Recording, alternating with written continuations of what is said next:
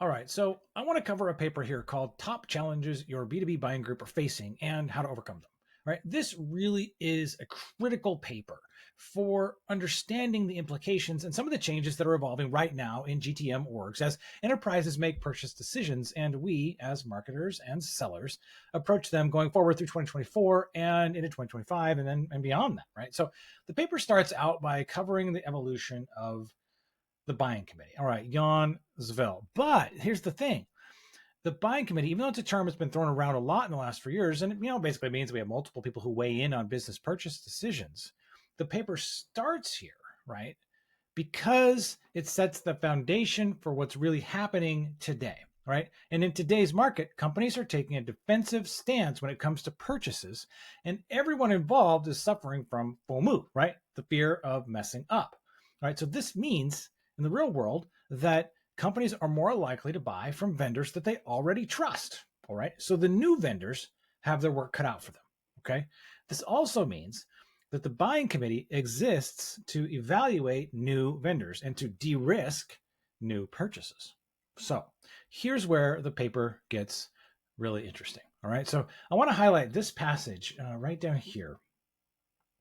It's right here. Okay. I want to highlight this one because it's just really good. All right. So I'm just going to read it out verbatim. All right. The complexity of the buying process has significant implications for how go-to-market GTM teams approach buyer journeys and create quality buyer experiences. Today's increasingly independent buyers prefer to initiate with vendors 83% of the time and partner with the first vendor they contact 84% of the time. Okay. So then the paper also points out that the buying committee will have completed a significant part of their research. They'll be 70% of the way through their own purchase journey by the time they pick up the phone and make an outreach. Now, I don't know exactly how 70% is calculated, but let's just take it to mean that, look, the buying committees are well along their process. Okay. Let's just believe that. And from there, it gets even more interesting, right? So 75% of B2B buyers prefer a rep-free sales experience. Now, that hurts. I mean, they don't want contact with sales at all. But here's the rub. All right. So buyers who don't use sales reps are 1.65 times more likely to regret their purchase. Ooh. Okay. And those who do use reps are 2.3 times more likely to receive value affirmation from sales reps. Okay. And they're also 1.8 times more likely to complete a high quality deal.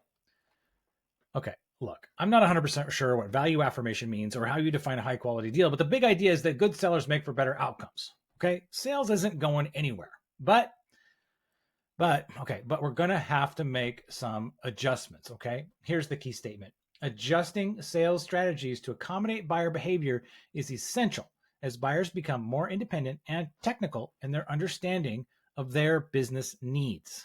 Okay. So the question that we're left with is, what are these so-called adjustments gonna be?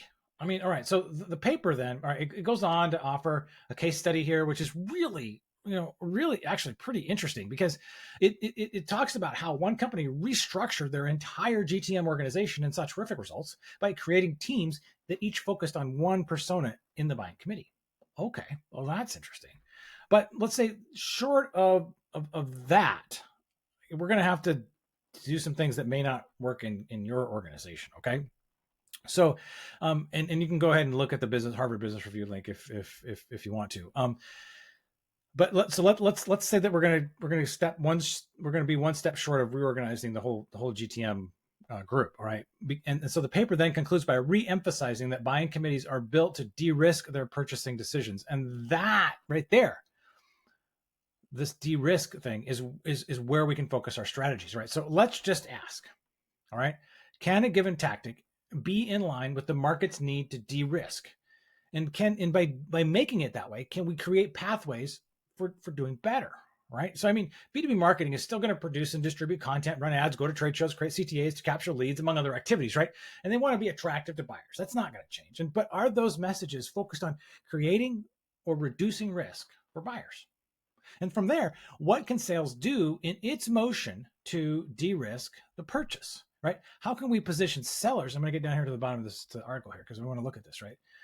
How do we position sellers to help their buyers feel great about their decisions, right? That's what sellers do, right? They value affirmation and high quality deals. So how do we position sellers to pull that off, right? So if we're positioning sales to operate across the whole journey, right, this top funnel, middle funnel, bottom funnel, or the flywheel, whatever, they're going to be in all parts, whether the market wants it or not. Okay, if we're going to be positioning them that way, then are we doing well to make them prospect in a certain way by cold calling, emailing, social engagement that may functionally add risk to the process, right?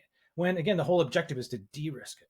So the question I have, right, is, and part of the impetus for making this video is whether we can position sales as more authoritative, more helpful, more accessible, and ultimately more valuable to the purchase process. And so if we're going to require that sellers are in front of customers during the entire purchase process, can we make them appear more like SMEs, more like marketers, or more like customer success?